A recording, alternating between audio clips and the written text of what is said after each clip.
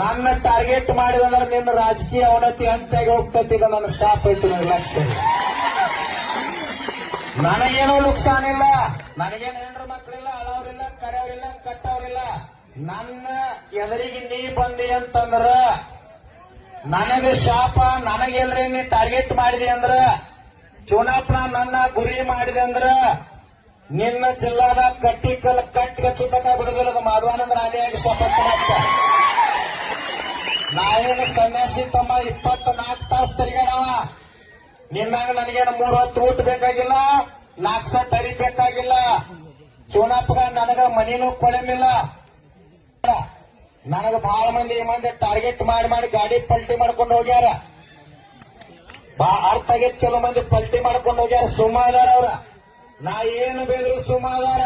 ಸ್ವಾಮಿ ಕಚ್ಚಿ ಕೈ ಬಾಯಾಗ ಸ್ವಚ್ಛದಾನ.